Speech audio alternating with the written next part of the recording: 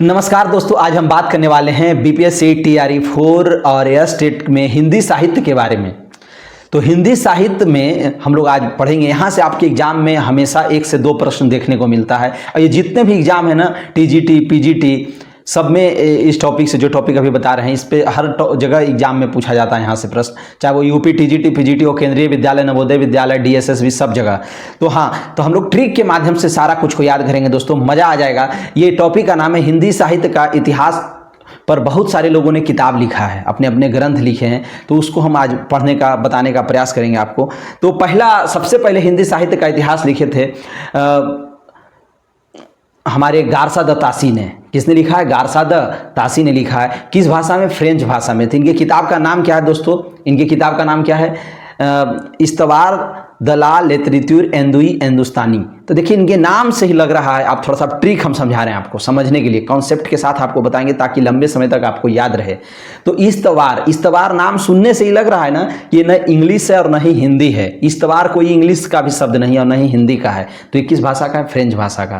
तो याद रखिएगा दोस्तों इस तरह से, इस्तवार दलाल लिटरेचर देखिए बोला जाता है कहीं पे, तो लिटरेचर नहीं हिंदी का शब्द है, नहीं इंग्लिश का है। इंग्लिश में लिटरेचर बोला जाता है, तो लिटरेचर क्या है? फ्रेंच भाषा का शब्द है। तो इसीलिए फ्रेंच हम लोग जान जाएंगे कि ये किस भाषा में लिखे हैं इस किताब को? फ्रेंच भाषा में। अब ये कौन लिखे? सबसे पहले गारसाद तासी लिखे हैं दोस्तों, सबसे पहले। सोचिए, यही दुख की बात है कि हमारा हिंदी साहित्य का इतिहास सबसे पहले कोई हिंदी लेखक ने नहीं, किसने लिखा है? कोई हिंदी साहित्यकार ने नहीं लिखा, ये फ्रेंच भाषा में लिखा गया है गारसाद तासी के द्वारा। ये कितनी दुख की बात है हमारे हिंदी के लिए, थोड़ा सा सोचना चाहिए हम लोगों को। पर ये सब दुख करने से क्या फ़ायदा है? जो हो गया, कोई तो लिखा ना, कोई तो स्टार्ट किया ना। ये पॉजिटिविटी हमारे लिए सकारात्मक बात है। यहीं से आगे चलते हैं। तो गारसाद तासी आप समझ गए कब लिखे? 1839 में। तो याद रखिएगा, सबसे पहले हिंदी साहित्य का इतिहास फ्रेंच भाषा में गारसाद तासी के द्वारा 1839 में लिखा गया था। तो आपसे एग्जाम में क्वेश्चन पूछेगा कि इस किताब को किस भाषा में लिखा गया है, तो आपको क्या बताना है? फ्रेंच भाषा में। किसने लिखा है? तो गारसाद तासी ने। कब लिखा है? तो 1839 में। इस तरीके से हम लोग बार बार दोहरा दिए आपको ताकि अच्छे से याद हो जाए। अब आगे चलते हैं। इसके बाद किसने लिखा है? तो इसके बाद शिव सिंह सरोज एक किताब है। शिव सिंह सरोज का एक किताब का नाम है, इसको लिखे किसने है? शिव सिंह सेंगर ने। किसने लिखा है? शिव सिंह सेंगर, जो हिंदी भाषा में सबसे पहले, अब देखिए बात आ गया जिसको हम खोज रहे थे हम लोग, उसी किताब का नाम याद आ गया हम लोगों को कि हिंदी भाषा में, किस भाषा में? हिंदी भाषा में। अब देखिए, आपसे प्रश्न पूछा जाएगा कि हिंदी भाषा में हिंदी साहित्य का इतिहास सबसे पहले किसने लिखा है? तो शिव सिंह सेंगर ने लिखा है। और किताब का नाम क्या है दोस्तों? देखिए, शिव सिंह सरोज। देखिए, नाम भी एक ही जैसा लग रहा है, शिव सिंह सेंगर लिखे और किताब का नाम भी देखिए अपने नाम से ही जोड़ दिए हैं, शिव सिंह सरोज। याद हो जाएगा ना। और कब लिखे हैं? 1883 में। कब? 1883 में। याद रखिएगा दोस्तों, फंसना नहीं है आपको, बस धीरे धीरे इस वीडियो को आप 2 बार 4 बार देखेंगे तो आपको सब कुछ याद हो जाएगा। अभी से ही याद हम कराने का प्रयास कर रहे हैं। जहां जहां ट्रिक बता सकते हैं, कॉन्सेप्ट समझा सकते हैं, समझा देंगे आपको। ठीक है दोस्तों। तो यहाँ पे देखिए, शिव सिंह सरोज और शिव सिंह सेंगर एक ही जैसा लग रहा है। तो सरोज है किताब का नाम। सरोज क्या है? किताब का नाम है। तो सरोज में क्या होता है? कमल। तो मान के चलिए, ट्रिक हम लोग याद रखते हैं, कमल को कहाँ रखते हैं? किताब में रखते हैं। कमल को कहाँ रखते हैं? तो सरोज क्या है? एक तरह का कमल होता है। तो सरोज को हम लोग क्या करेंगे? कमल को किताब में रखें। तो इसलिए शिव सिंह सरोज जहाँ आ जाए समझ आइए कि ये किताब है। और शिव सिंह सेंगर आ गया तो क्या हो जाएगा? व्यक्ति का नाम है शिव सिंह सेंगर। क्योंकि बहुत सारे लोग यहाँ किताब और व्यक्ति के नाम में भी कन्फ्यूज हो जाते हैं, इसलिए हम आपको बता दिए। और 1883 में हिंदी भाषा में सबसे पहले लिखा गया था। ठीक है दोस्तों। अब हम आगे चलते हैं, क्योंकि एक ही बात को कितना दोहराएं। आप दोबारा देख लीजिएगा इस वीडियो को, बहुत कुछ अगर समझ में ना आए तो। अब अगला है, अगला किताब लिखा गया है ग्रियर्सन के द्वारा। किसके द्वारा? ग्रियर्सन के द्वारा। ये कौन किताब का नाम क्या? देखिए, ग्रियर्सन के द्वारा लिखा गया है। इंग्लिश भाषा में एक किताब लिखा गया, modern vernacular literature of Hindustan. Modern vernacular literature of. ये देखिए, यहाँ नाम से ही आपको लग रहा है मॉडर्न सुनने से ही लग रहा है इंग्लिश लग रहा है ना। मॉडर्न सुनने से ही इंग्लिश लग रहा है, तो इसका मतलब क्या है? मॉडर्न वर्नाक्यूलर इंग्लिश भाषा में लिखा गया। क्योंकि एग्जाम में क्वेश्चन पूछता है ऐसे करके कि मॉडर्न वर्नाक्यूलर किस भाषा में है? तो इंग्लिश भाषा में है। ठीक है दोस्तों। तो मॉडर्न याद रखिएगा कि मॉडर्न वर्नाक्यूलर क्या है? इंग्लिश भाषा में है। किसके द्वारा लिखा गया है? ग्रियर्सन के द्वारा। आप कैसे याद रखेंगे इसको? मॉडर्न, जो व्यक्ति ज़्यादा हो जाता है, ज़रूरत से ज़्यादा हो जाता है मॉडर्न, तो क्या हो जाता है? वो गिरने लगता है, उसके संस्कारों का पतन होने लगता है। तो जब गिरने लगता है तो गिरना से ग्रियर्सन बना देंगे। तो ट्रिक याद हो गया ना। क्योंकि मॉडर्न जैसे ही याद आ गया modern vernacular literature of Hindi, तो मॉडर्न इंग्लिश भाषा में है और मॉडर्न जो व्यक्ति ज़्यादा होता है गिरता है, तो मॉडर्न से क्या हो जाएगा, ग्रियर्सन। ठीक है दोस्तों, इस किताब का रचना कब हुआ था, 1888 में। तो देखिए 1888 में, तो 1888 में इसका मतलब क्या है कि 1 पर 3 बार 8 गिरा है, कि 1 पर कितना बार 8 गिरा है, 3 बार 8। तो इस तरह से हम लोग याद कर लेंगे कि 3 बार 8 गिरा मैंने 1888 में। ठीक है दोस्तों, अब आगे चलते हैं। अब modern vernacular literature of Hindustan जो था, ये इसमें 952 कवियों का उल्लेख किया गया है इस किताब में। ठीक है, इस किताब को काल क्रमानुसार सबसे पहले लिखा गया था। ठीक है दोस्तों, अब हम आपको बहुत अच्छे से यहाँ पे हम आपको बता दिए।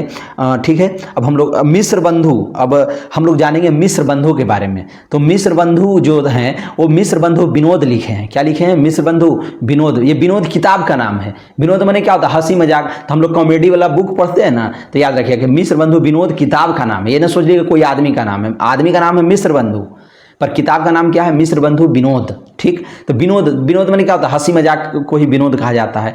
तो विनोद जो है, यहाँ पे हम लोग ध्यान रखेंगे कि विनोद एक कैसे होता है, कॉमेडी वाला किताब होता है, उसी तरीके से विनोद मान के चलिए किताब का नाम है। ठीक है, हंसी मजाक वाला कॉमेडी का किताब है, और उसी को हम लोग समझेंगे यहाँ पे मिस्र बंधु विनोद।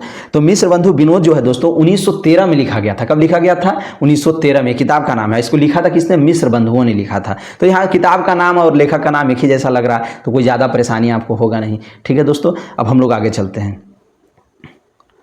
हिंदी साहित्य का इतिहास, इसके बाद अब जो है, तो मिस्र बंधु विनोद जो लिखे ना, ये भी काल क्रमानुसार ही लिखे हैं अपनी किताब को। किस तरीके से लिखे हैं, काल क्रमानुसार। काल क्रमानुसार हम आपको बताएंगे, बताना यहाँ पे ज़्यादा बताएंगे तो वीडियो बहुत ज़्यादा बड़ा हो जाएगा, हम बाद में आपको बताएंगे। तो आप समझ गए। और देखिए गारसा दत्तासी और शिव सिंह सेग्गर जो थे वर्णानुक्रम पद्धति से लिखे थे। वर्णानुक्रम पद्धति जो होता है, ये वर्ण अल्फाबेटिक ऑर्डर में, जैसे जो भी कवि का नाम अल्फाबेटिक तरीके से जैसे आ रहा है ना, वर्णानुक्रम पद्धति से लिखे थे। कौन, गारसा दत्तासी और शिव सिंह सेंगर, ये दोनों। पर उसके बाद जो आए हमारे मॉडर्न, ये ग्रियर्सन और मिस्र बंधु विनोद, ये दोनों किस आधार पर लिखे थे, काल क्रमानुसार आधार पर लिखे थे। काल क्रमानुसार माने जो सबसे पहले आदिकाल, उसको भी समझा देते हैं। काल क्रमानुसार क्या है, सबसे पहले आदि काल, फिर भक्ति काल, रीति काल, इस तरीके से इन्होंने लिखा है काल क्रम के अनुसार। ठीक है, तो हम लोग आगे अब चलते हैं दोस्तों। तो मिस्र बंधु विनोद और हम लोग 4 लोगों का तो देख लिया। अब हम लोग आगे चलते हैं, रामचंद्र शुक्ल के बारे में जानेंगे।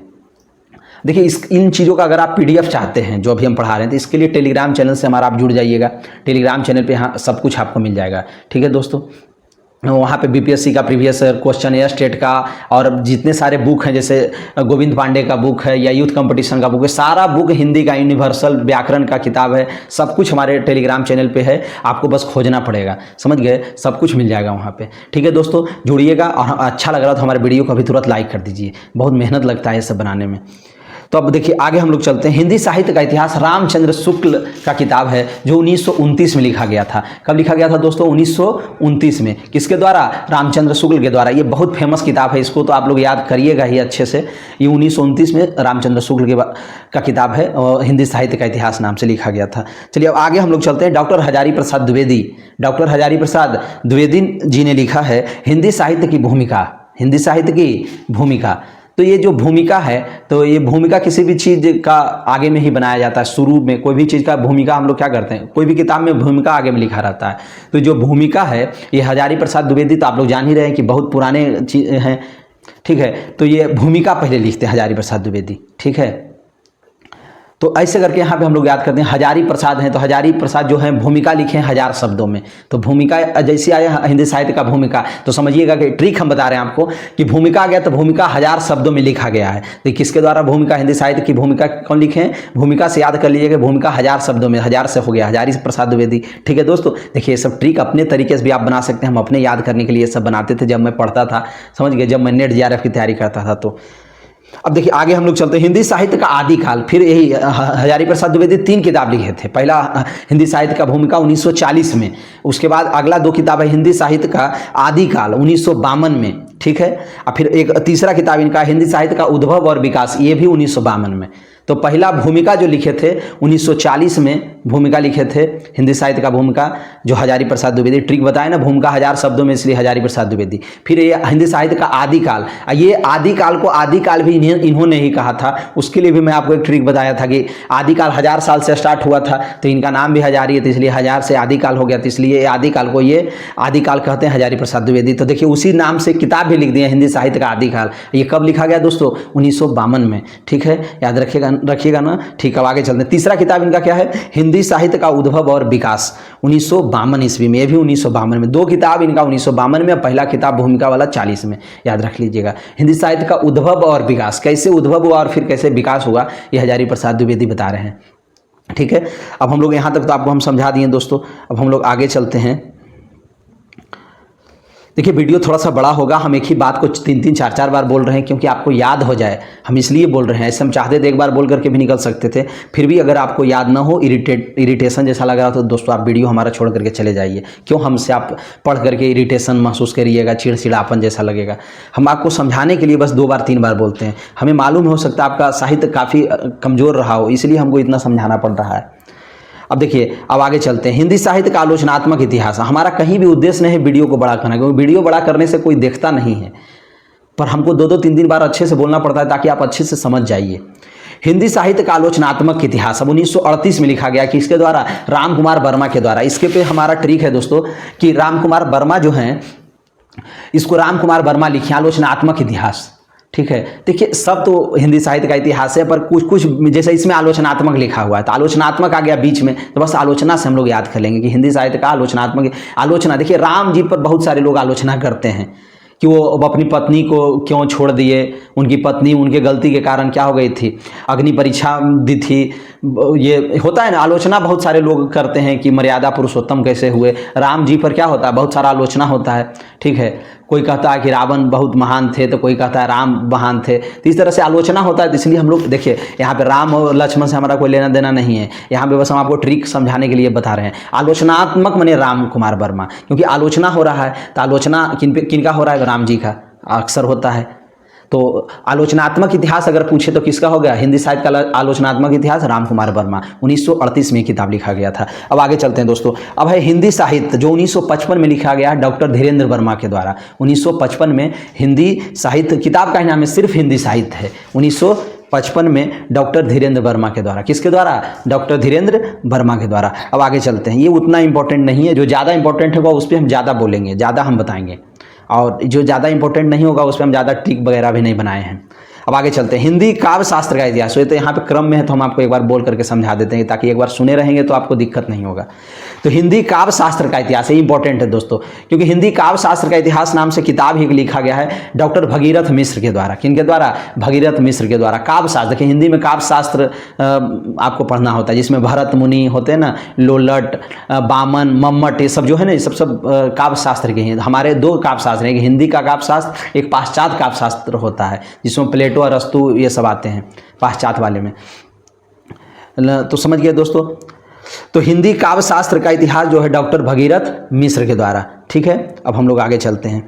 तो ये लिखा गया था, हिंदी काव्य शास्त्र अगर आ जाए तो समझिए भागीरथ मिश्र के द्वारा, क्योंकि काव्य जब कोई पढ़ता है तो क्या होता है? काव्य शास्त्र, जब काव्य का शास्त्र पढ़ता है कोई, तब लोग भागने लगते हैं। जब काव्य का शास्त्र पढ़ा जाता है तो भागने लगते हैं, तो इसलिए क्या हो जाता है? क्योंकि कभी कभी हम लोग 1-2 कविता तो सुनते हैं, पर कोई ज़्यादा कविता सुनाने लगता है तो क्या होने लगते हैं? भागने लगते हैं। इसलिए काव्य शास्त्र कहीं पर आ जाए, मतलब हिंदी साहित्य, हिंदी काव्य शास्त्र का इतिहास, तो काव्य शास्त्र आ जाए तो काव्य का ज़्यादा जब ये होने लगता है, पढ़ाया होने, तो भागने लगते हैं, तो भागने से हो गया भागीरथी, डॉक्टर भागीरथ मिश्र, याद रखिएगा। अब आगे चलते हैं दोस्तों। रीतिकाल की भूमिका, ये थोड़ा सा इंपॉर्टेंट है, बहुत ज़्यादा भी नहीं है। रीतिकाल की भूमिका डॉक्टर नागेंद्र के द्वारा लिखा गया है, पढ़ लीजिए, पर बहुत ज़्यादा इंपॉर्टेंट नहीं है। रीतिकाल की भूमिका डॉक्टर नागेंद्र के द्वारा लिखा गया किताब है। अब आगे चलते हैं। हिंदी साहित्य का वैज्ञानिक इतिहास, ये देखिए इंपॉर्टेंट है आपके लिए, ये इससे प्रश्न आता है अक्सर। हिंदी साहित्य का वैज्ञानिक इतिहास दोस्तों, ये 1965 में लिखा गया था डॉक्टर गणपति चंद्र गुप्त के द्वारा।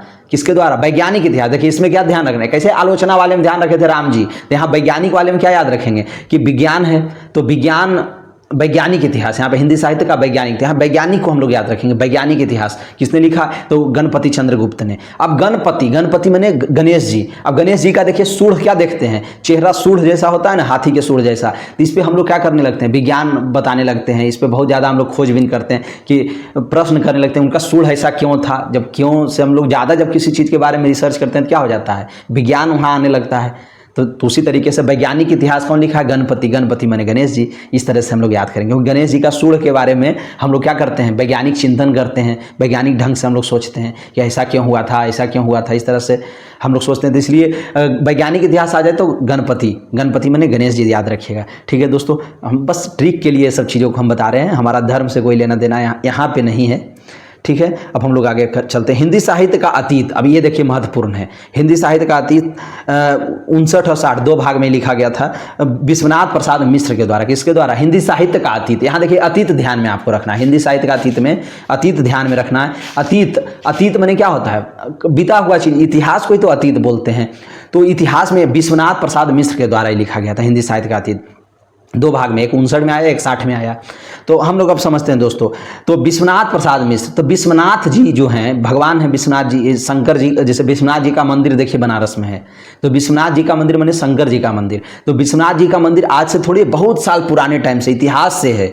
तो अतीत का मतलब क्या हो गया? जो अतीत का किताब लिखे हैं कौन? विश्वनाथ जी। ठीक है, क्योंकि विश्वनाथ जी भी अतीत हैं, खुद इतिहास के धरोहर हैं वो।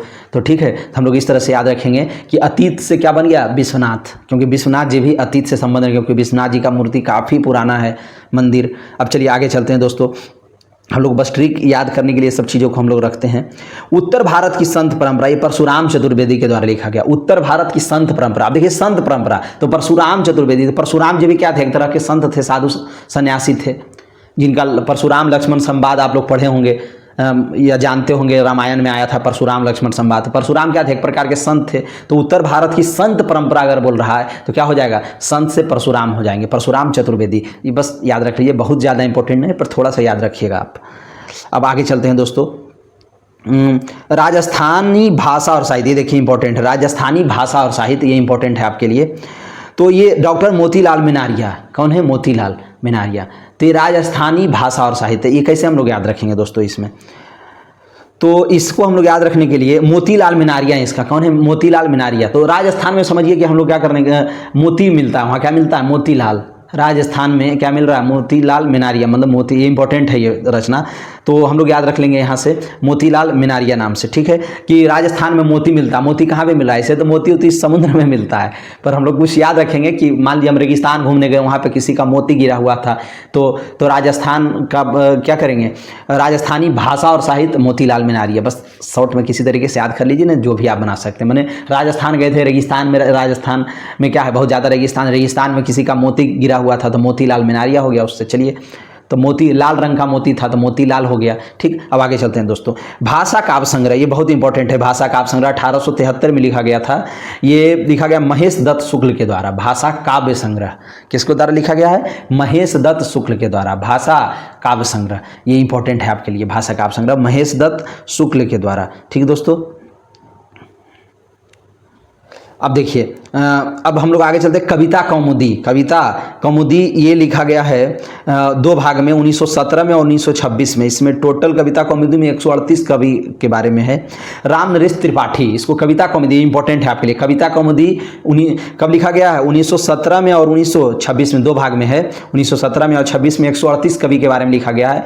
कविता कौमुदी जो लिखे हैं राम नरेश त्रिपाठी। कौन लिखे हैं? कविता कौमुदी। कविता कौमुदी से कैसे याद कर लें? कविता कौमुदी को किसने लिखा? राम नरेश त्रिपाठी ने। ठीक है, राम नरेश त्रिपाठी कविता कौमुदी लिखे हैं। चलिए अब आगे दोस्तों समझते हैं। अब देखिए कौमुदी से याद रखेंगे, कौमुदी मैंने क्या हुआ? कुमुदनी एक फूल होता है एक प्रकार का। कुमुदनी, कविता कौमुदी से कुमुदनी याद रखिए। कुमुदनी एक तरह का फूल होता है और जिसको कहाँ चढ़ाया जा रहा है? राम नरेश त्रिपाठी। राम नरेश मैंने राम भगवान पे चढ़ाया जा रहा है। इस तरह से हम लोग याद रख लेंगे कि राम नरेश त्रिपाठी हो गया। ठीक है दोस्तों, अब हम लोग आगे चलते हैं। हाँ, साहित्य का इतिहास दर्शन, ये डॉक्टर नलिन बिलोचन शर्मा के द्वारा है। किसके द्वारा? साहित्य का इतिहास दर्शन डॉक्टर नलिन बिलोचन शर्मा। ये हमारे बिहार के कवि हैं। ये नकीनबाद में है नलिन बिलोचन शर्मा। नकीनबाद आप लोग जानते हैं 1956 में हुआ था नकीनबाद, समझ गए? इसी को प्रपद्यवाद भी बोला जाता है। तो नकेनबाद को आप लोग ध्यान रखना है दोस्तों। तो नकेनबाद 1956 में आया था, उसमें 3 कवि थे, केसरी कुमार, नरेश मेहता और हमारे नलिन बिलोचन शर्मा। ठीक है, तो आप लोग याद रखिएगा। नरेश मेहता का भी बताए थे ना, नहीं तो हाँ, अभी नरेश मेहता का चर्चा भी नहीं किए हैं। तो हिंदी साहित्य का इतिहास दर्शन, तो इतिहास दर्शन नलिन बिलोचन शर्मा। कौन है? नलिन। तो नलिन किसको कहा जाता है मालूम है आपको? यहीं पे नलिनी, काहे रे नलिनी तू कुम्हलानी, तेरे ही नाल सरोवर पानी। ये नलिनी माने कमल को कहा जाता है, काहे रे नलिनी तू कुम्हलानी। तो ये कबीर का एक लाइन है।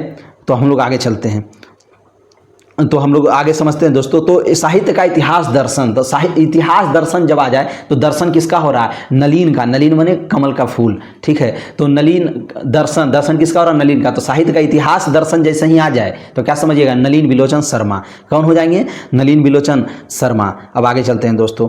हिंदी भाषा और साहित्य, अगला क्या है? हिंदी भाषा और साहित्य। तो इतिहास दर्शन कब लिखा गया था? 1960 में लिखा गया था। अब हम लोग आगे चलेंगे। हिंदी भाषा और साहित्य 1930 में लिखा गया है जी। देखिए, श्याम सुंदर दास के द्वारा, किसके द्वारा? श्याम सुंदर दास के द्वारा। क्या लिखा गया था?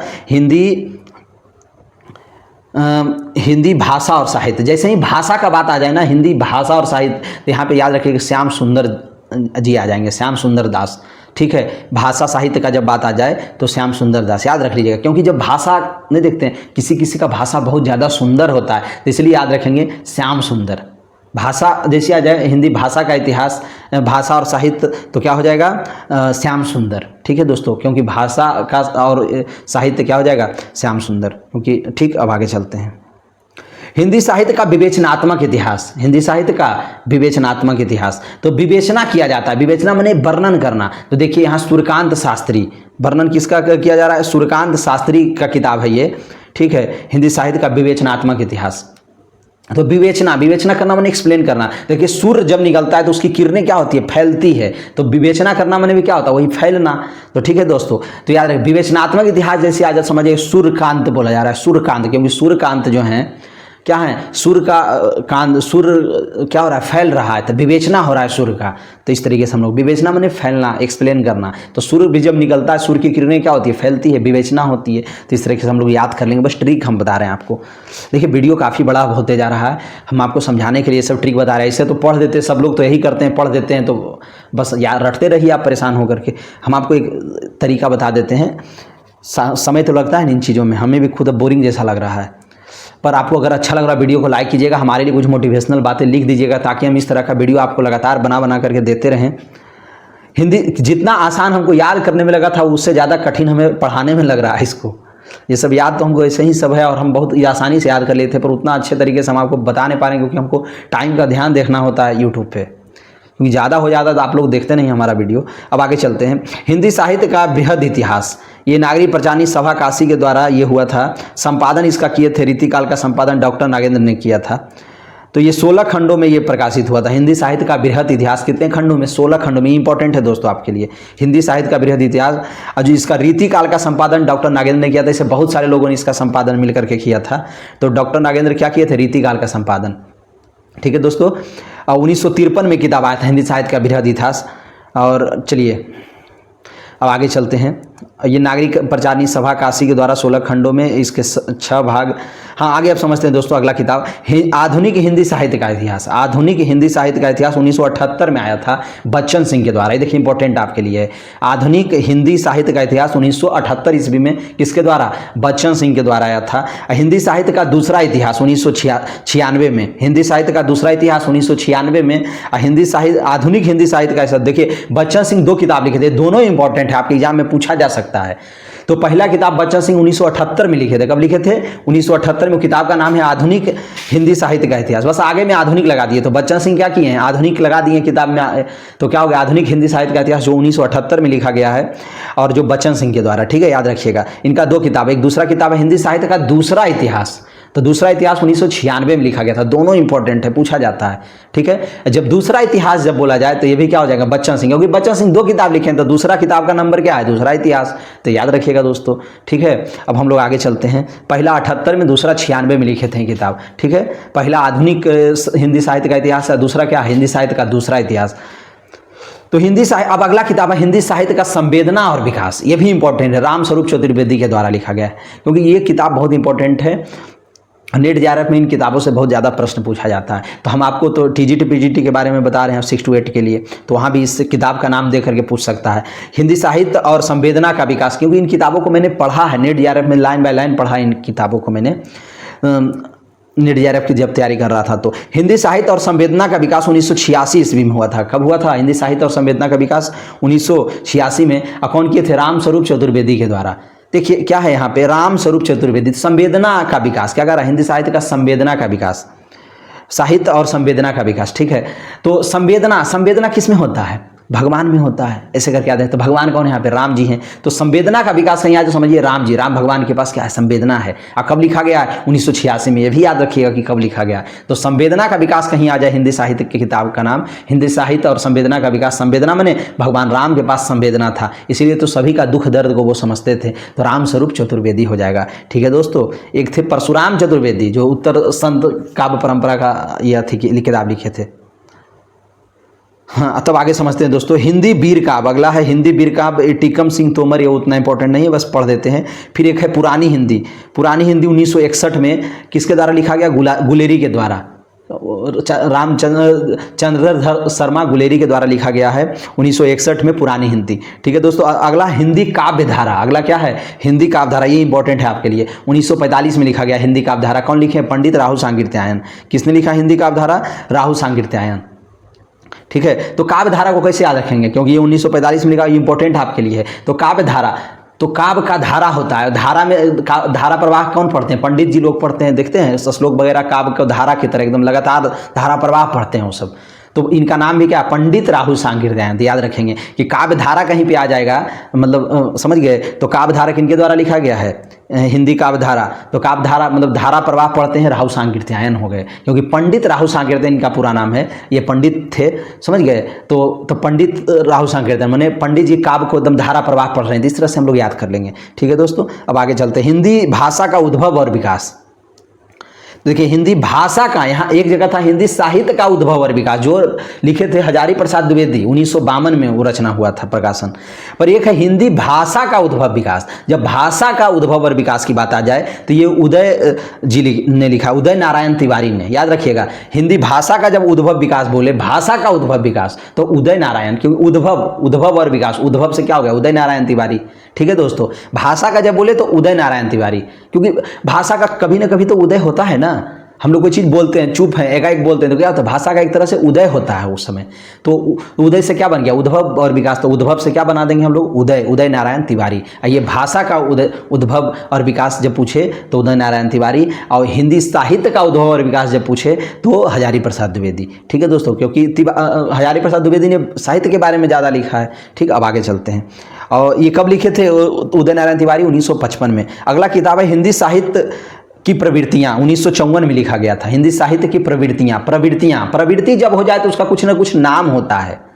जब कोई चीज़ का प्रवृत्ति होता है तो उसका क्या होता है? कुछ ना कुछ नाम रखाया जाता है। कि जैसे आदिकाल, भक्ति काल, तो ये प्रवृत्ति के आधार पे तो इसका नामकरण हुआ है आदिकाल। आदिकाल में बहुत ज़्यादा क्या था? लड़ाई झगड़ा ये सब होता था, इसीलिए इसको रामचंद्र सूर्य क्या बोलते हैं? वीर गाथा काल बोलते हैं इसको, क्योंकि प्रवृत्ति ऐसा था उस समय वीरता का। जैसे रासो साहित्य उस समय बहुत ज़्यादा लिखा गया था, जैसे चंद्रवर दाई के द्वारा लिखा गया था पृथ्वीराज रासो। तो इस तरह से है ना दोस्तों, क्योंकि उस समय आदिकाल में लड़ाई झगड़ा बहुत ज़्यादा होता था, तो ये प्रवृत्ति के आधार पर नामकरण हुआ। तो उसी तरह से हिंदी साहित्य की प्रवृत्तियाँ अगर आ जाए कहीं पर दोस्तों, आधुनिक हिंदी साहित्य की प्रवृत्तियाँ, तो प्रवृत्ति आ जाए तो उसका एक नामकरण होता है। और जब नामकरण होगा तो नामवर सिंह हो जाएंगे। कौन हो जाएंगे? नामवर सिंह। याद रखिएगा, ये सब देखिए हम इतना ज़्यादा बोलते हैं आपको समझाने के लिए, ताकि आपके दिमाग में चीज़ें बैठ जाए। अब वीडियो भी हमारा बड़ा हो रहा है, प्लीज़ लाइक कीजिए दोस्तों। अब आगे चलते हैं।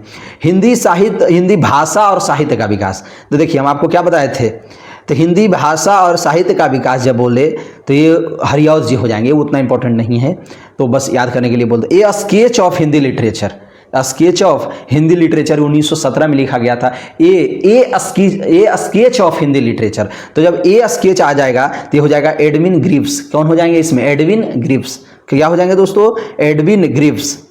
Edwin Greaves. तो ये ए से क्या बना देंगे, ए स्केच लिखा हुआ है, क्या लिखा हुआ है, इंग्लिश का किताब है ये, ए स्केच ऑफ। तो ए जब लिखा गया तो इधर से ए से क्या हो जाएगा, ये नाम पूरा इनका एडविन, ए से एडविन हम लोग याद कर लेंगे। ये कब लिखा गया था किताब, स्केच ऑफ हिंदी लिटरेचर, ए से ए स्केच, ठीक है।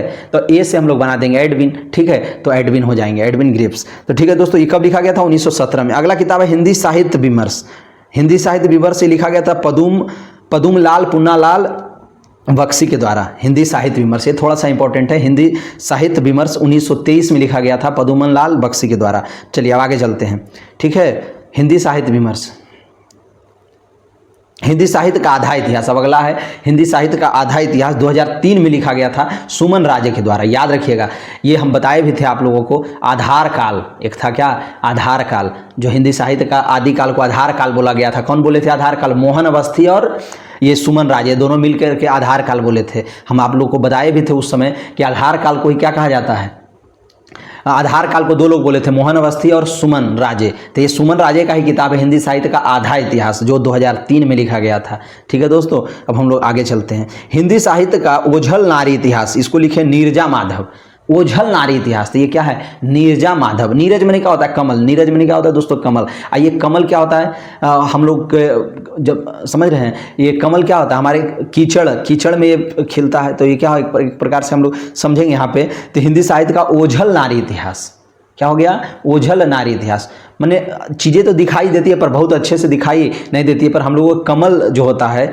हमारे कीचड़ में खिलता है, वो ऊपर ऊपर खिलता है, तो हम लोग को दिखाई दे देता है। तो ओझल का उल्टा क्या हम लोग करेंगे, या स्पष्ट दिखाई दे रहा है, समझ गए। तो इस तरीके से हम लोग याद रखेंगे, ओझल नारी इतिहास कौन लिखे, नीरजा माधव। ओझल का उल्टा क्या कर देंगे, स्पष्ट दिखाई देना। स्पष्ट क्या दिखाई देता है, नीरज, नीरज मने कमल, ठीक है। कमल हम लोग को स्पष्ट दिखाई देता है, ओझल का उल्टा क्या हो गया, नीरज, नीरज मने कमल, ठीक है दोस्तों। अब चलिए आगे चलते हैं, ओझल नारी इतिहास ये कब लिखा गया, 2013 में। अब आगे चलते हैं, हिंदी साहित्य का मौखिक इतिहास जो 4 भाग में था 2004, ये नीलाभ के द्वारा लिखा गया, सब उतना इंपॉर्टेंट नहीं है। एक है ब्रज माधुरी सार, क्या है ब्रज माधुरी सार, ये ब्योगी हरि के द्वारा लिखा गया है, ठीक है। ब्रज माधुरी सार 1980 में। हिंदी भाषा का इतिहास, अगला क्या है, हिंदी भाषा का इतिहास। जब भाषा का इतिहास आ गया तो डॉक्टर धीरेन्द्र वर्मा। तो देखिए दोस्तों, हमारा यहीं से क्या हो गया, ये पूरा समाप्त हो गया। हम आपको सब कुछ समझा दिए हैं। वीडियो अच्छा लगा तो अभी तुरंत लाइक कीजिए। इसका PDF चाहते हैं तो टेलीग्राम चैनल से जुड़ जाइए और प्लीज़ वीडियो हमारा सपोर्ट कीजिए।